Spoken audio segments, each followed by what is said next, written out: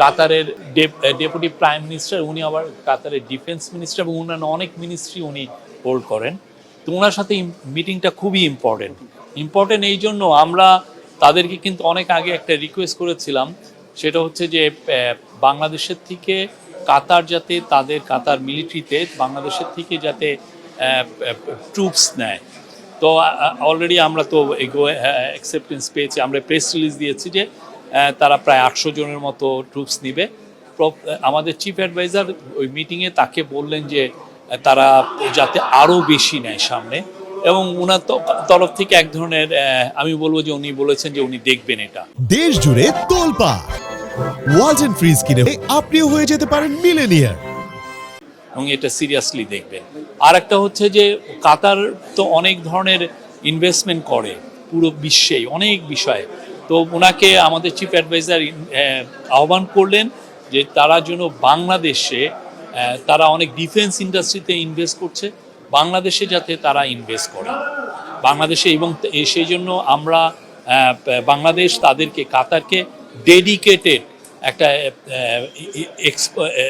Economic zone আমরা তাদের জন্য তৈরি করে দেবো কাতারের ডিফেন্স ইন্ডাস্ট্রির জন্য। কাতার খুবই সিরিয়াস এই বিষয়ে, তারা আসলে এটা নিয়ে কাজ করছে এবং উনি এটা জানালেন।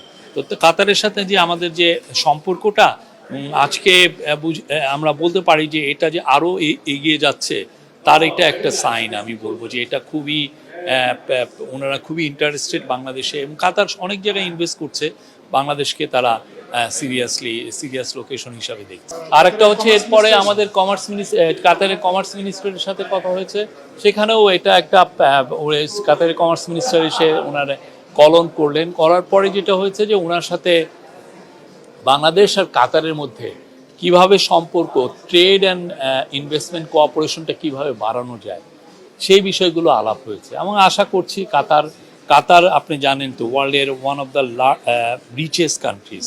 কাতার পৃথিবীর প্রচুর দেশে ইনভেস্ট করে, এবং পৃথিবীর বড় বড় অনেক কোম্পানিতে তাদের ইনভেস্টমেন্ট আছে।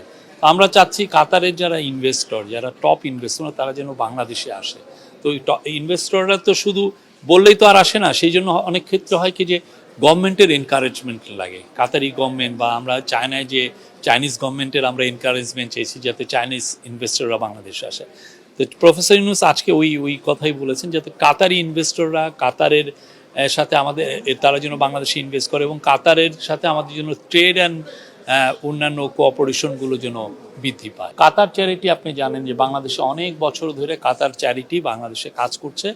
তাদের একটা বড় ফান্ডিংটা হচ্ছে ওরা অরফান স্পন্সরশিপ করে বিভিন্ন মাদ্রাসায় বা বিভিন্ন ইয়েতে, এবং ওরা রোহিঙ্গা ক্যাম্পে ওই যে এলপিজি সিলিন্ডার সাপোর্ট দেয়।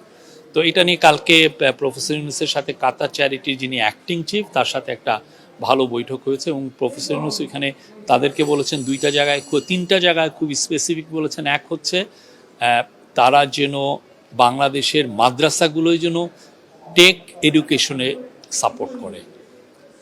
আমরা দেখছি যে মাদ্রাসার স্টুডেন্টের মধ্যে টেকনোলজি জানার যে ইগারনেস, এটা খুবই অনেক বেশি। তারা অনেক টেক এবং অ্যাডাপ্টও করছে। অনেকেই আপনি দেখবেন যে তারা টেকনোলজিতে এগিয়ে আসছেন। তো তাদের এখানে take education, AI education, soft computer programming এবং অন্যান্য টেক স্কিল যেগুলো আছে নতুন সেগুলো যাতে ইম্পার্ট করা যায় মাদ্রাসাগুলোতে, সেটা হচ্ছে। এবং আবার মেয়েদের এডুকেশনেও তাদেরকে ইনভেস্ট করার কথা বলছেন। আর একটা বলেছেন যে বাংলাদেশে তো তারা অনেক ধরনের করে, বাংলাদেশের যে কোনো মাইক্রো ফিন্যান্স প্রতিষ্ঠান যেটা প্রাইভেট, তাদের সাথে কোলাবোরেট করতে পারে যদি তারা বৃহত্তর স্কেলে মানুষের সাথে পভার্টি ইরাডিকেশনে সাহায্য করতে চায়। এটা আমাদের চিফ অ্যাডভাইজার অফার করেছে।